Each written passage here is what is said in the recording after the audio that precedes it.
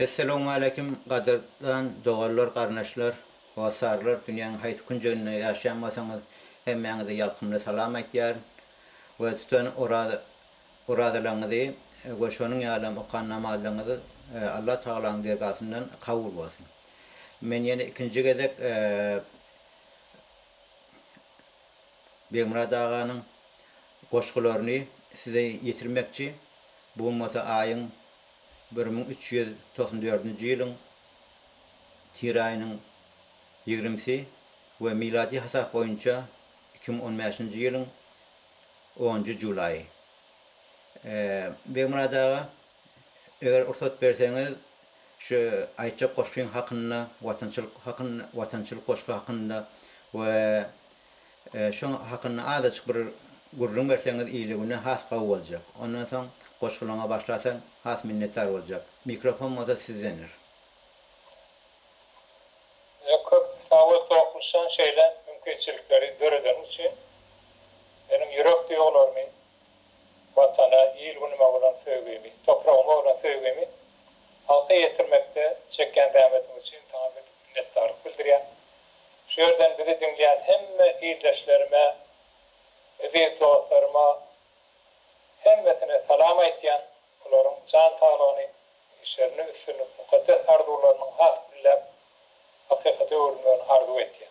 Ne biz koşularak da yankı koşu bilen önce bir adam içinden gelen duygu, hasta vatanın iyiliğinden ayrı düşüp, ya belli vatan iyiliğinin için bir yüreğine sevdası olan adamlar, hemimiz aşağı yurttu etmiyoruz herhalde. Yani şol hakta, şol orada, şu duygularımız esasında biz yaşapıyoruz. Şol için ayrılıkta daha şol yani bu işlerin yaşı yürek duyguları. Ondan şu koşul uğrata çıkmadı. Baktım uğratanır da şu ayrılık yıllarda öğren şu vatanı iyilgini küysem bunu koşullar aytıyabiliyor. Ama ben de yüreğime şu duygularımı koşul uğratta yazdım yine. Köplen şu 90'cı yıllarda hatta şu 80'ci yılda taşarak çıktım şundan. Baştan şu vaxtlar yazdım. Şonu ben milletimin iyilgünüm için paylaşacak olan şonu tağolum. Başlayın şonu yetireyin. Onun koşulları hem de iyilgün vatan sevgisi hem de ayrılık yıllarının adamı beriyen bir emelerde duyguları. Tağolum.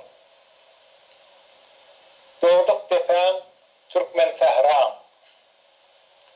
Sonrasalar dertli yürek mekanın kadırın kaynağı iyillerimdedir. Yeryüzünde en mukaddes mukamım Hudi diyen dillerin nedir? Sendedir gözbaşı en güzel duyguyin, yüreğimi parçalayan ilkince sevgiyin, mun derdin dermanı kanimi kaygıyin, Sehramın âli yaşıl güllerindedir. Dağlarını sandım sorak muradım, alıstan alısa yetirdim dağdım, ar namusum, gücüm, huzur gayratım, bozbulanıp akyan fiillerindedir. Başımdan gitmeyer vatan huvasi, cenguşlar yüzünü görmek hüvasi, dağlık kakyan kömül olsun talvasi, devlet kıyaflik öllerindedir.